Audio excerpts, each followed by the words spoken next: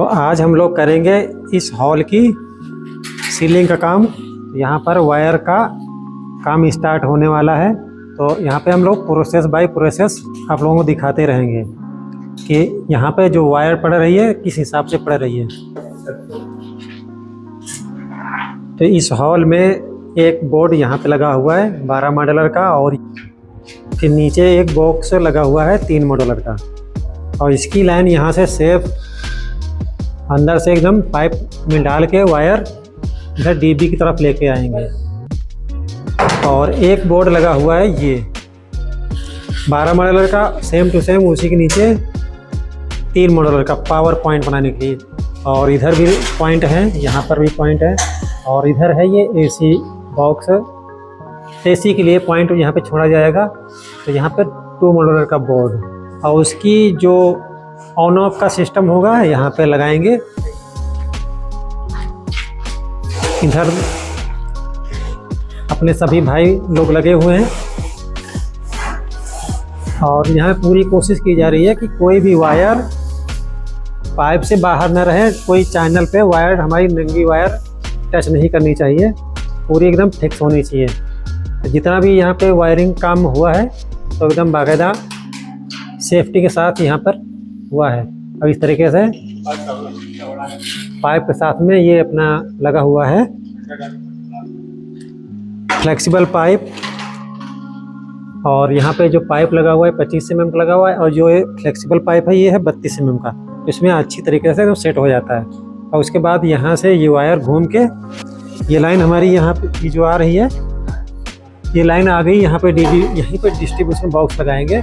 जितनी भी वायर है सब यहाँ पे आ रही है, रूम है, किचन है, जो भी है सभी वायर में लाइनें खींच के इस तरीके से यार बाकायदा कहीं वायर खुला हुआ नहीं है। इसको एमसी बॉक्स यहाँ पे लगाएंगे। तो एक लाइन हमारी, एक सर्किट हमारी पड़ चुकी है। शिवू, यहाँ पर कौन सा साइज का वायर है? 4 mm है, 1.5 mm है, 2.5 mm। 4 mm कौन सा है? 4 mm ये है एसी के लिए। एसी के लिए एक सर्किट है ये, और ये हरा वाला अर्थिंग हो गई, और ये हमारी मेन बोर्ड की लाइट। अच्छा, ये भी पावर लाइन है, पावर लाइन। और ये सफ़ेद वायर इसको हम लोग इन्वर्टर में यूज कर रहे हैं। इन्वर्टर यूज कर रहे हैं। तो एक पाइप में इतनी सारी वायर यहाँ पे है। यहाँ पर ये सर्किट है, एक साइड की ये सर्किट जा रही है यहाँ पर इस बॉक्स के अंदर। यहीं पर एक एसी का भी पॉइंट बनेगा। इसी तरीके से इधर भी एक सर्किट और डाली जाएगी। इतना बड़ा ये हॉल है, लेकिन यहाँ पर 3 सर्किट, यहाँ पर 4 सर्किट डालेंगे। एक एसी की हो गई, और एक लाइटिंग का सर्किट हो जाएगी, और इसी के साथ में इधर भी एक लाइटिंग और एसी की 4 सर्किटें यहाँ पे पूरे हॉल में लगेंगी। तो एक सर्किट हमने यहाँ पे डाल लिया है, और दूसरी सर्किट डालने का देखो ये अनुराग भैया हैं, तो अपना ये व्यवस्था कर रहे हैं। इधर देखो ये पॉइंट बनाने का, तो इधर ये पॉइंट बनेंगे। इनमें जो वायर होगी वो 1 mm की और 1.5 mm की यूज करेंगे। बाकी जितनी सर्किट होगी वो 2.5 mm और 4 mm में यूज कर रहे हैं, क्योंकि जो लेंथ होगी ना, लेंथ के हिसाब से भी वायर का गेज चुनना पड़ता है। नज़दीक में तो 1.5 में भी चला सकते हैं, और अगर ज़्यादा दूरी है तो वहाँ पर 2.5 mm डालनी चाहिए, जिससे कोई प्रॉब्लम ना हो। अनुराग, कौन सा वायर यूज करो और किस लिए? 1 और 1.5। एक का वायर कहाँ पे? ये लैंप रहेगी, वॉल लैंप। अच्छा, यहाँ पे लैंप के लिए, और इसमें 1.5 mm का न्यूट्रल। तो न्यूट्रल 1 mm का भी डाल सकते थे, लेकिन भाई लाइटें 2 है ना। और लाइट कहाँ पे? एक तो लाइट यहाँ पे बताया। हो जाएगी। अच्छा, एक लाइट ऊपर, तो न्यूट्रल को डबल कर दिया 1.5 का। ठीक है। तो यहाँ पर एक बंडल ये रखा हुआ है, और एक बंडल ये रखा हुआ है, एक बंडल ये रखा हुआ है। इसमें ये काला वाला है, ये 1.5 mm का है, तो इसको न्यूट्रल में, और ये दोनों लाइट की हाफ हो जाएंगी। इसी तरीके से यहाँ पर भी, और जो भी वायर यूज हो रहा है वो कलर कोडिंग हिसाब से यूज हो रहा है। तो यहाँ पर एक ये हमारी एसी लाइन हो गई, और उसके साथ में एक अर्थिंग, और एक पावर लाइन, और एक इन्वर्टर। इसमें ये 2.5 mm का वायर है, नीला और काला। यहाँ पर एसी वाले में नीला और लाल है तो नीले वाले को हम न्यूट्रल बनाएंगे, काला यहाँ पे हमारे पास नहीं है। और ये रही इसकी अर्थिंग। तो ये सर्किट, 2 सर्किट हमारी एक ही जगह से है और यहीं पे एसी लगना है।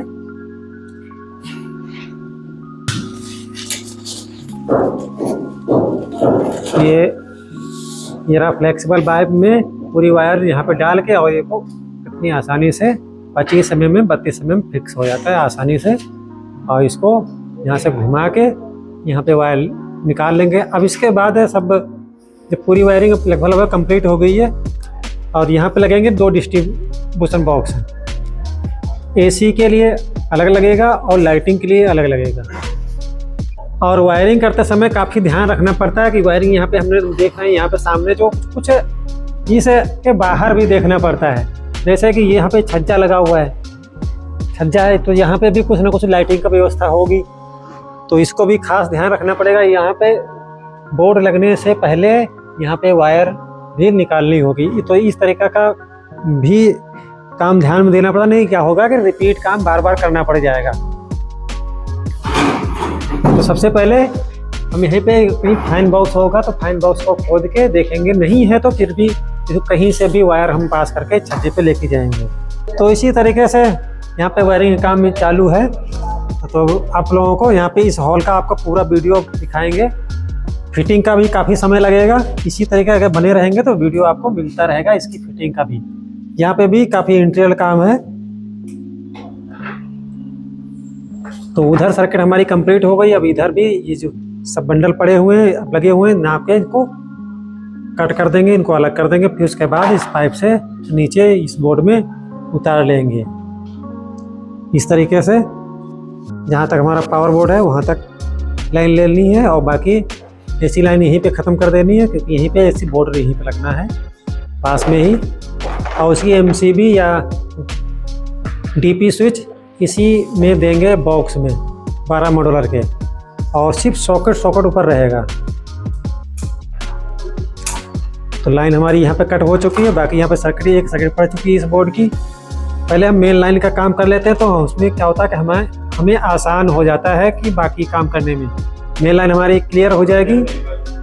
फिर उसके बाद हम इसका जो भी इंटीरियर जो डिज़ाइन है, डिज़ाइन के हिसाब से इसकी हम लाइटिंग की वायरिंग करेंगे। तो यहाँ पे जितना भी यहाँ पे खुला वायर दिख रहा था वहाँ पे फ्लेक्सिबल डाल के उसको पैक कर दिया गया। अब इसको सीधा इसी के अंदर डाल के सीधा यहाँ बॉक्स में निकालेंगे।